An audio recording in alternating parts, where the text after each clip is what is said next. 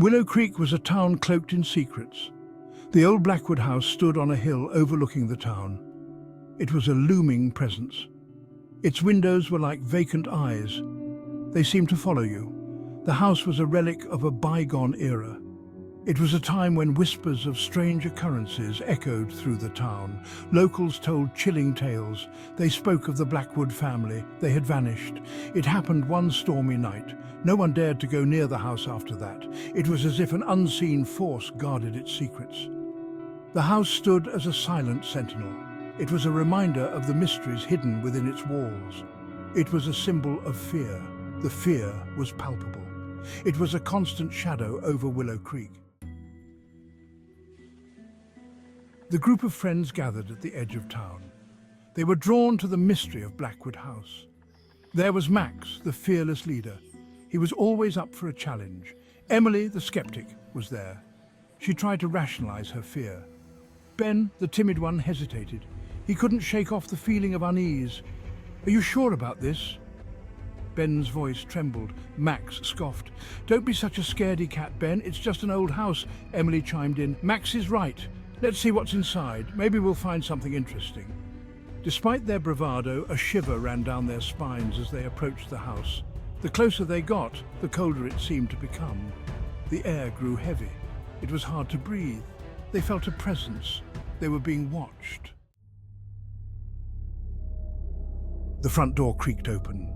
It revealed a darkened hallway. Dust lay thick on the floor. The air hung heavy with the smell of decay. It was a forgotten place. Time stood still. Cobwebs clung to every surface. They were like ghostly drapes. "Hello?" Max called out, his voice echoing in the silence.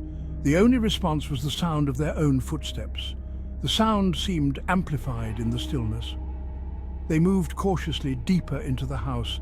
Each step was a descent into the unknown. The faint sound of whispers seemed to emanate from the walls. They reached the grand staircase. The wood was rotten. The banister was covered in a thick layer of dust. They felt a cold breath on the backs of their necks. They turned.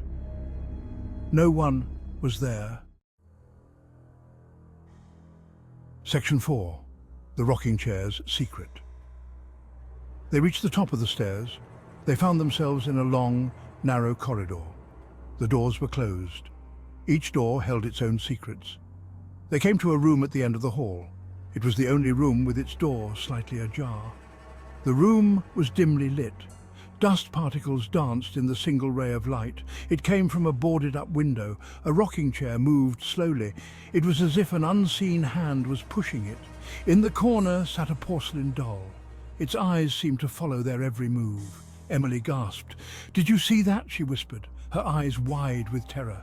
"See what?" Max asked, his voice betraying a hint of nervousness for the first time. "The rocking chair. It just moved." Emily pointed a trembling finger. Ben shivered. "This place is creepy. Let's just go." Section 5. Faces in the dark. A blood-curdling scream pierced the silence. It was Emily. Max and Ben spun around. They saw a shadowy figure. It retreated into the darkness. Their blood ran cold. "What was that?" Ben stammered, his voice barely a whisper. They didn't wait to find out. They ran towards the stairs. Their hearts pounded in their chests. They could hear footsteps behind them. They glanced back. They saw fleeting glimpses of shadowy figures. They were gaining on them.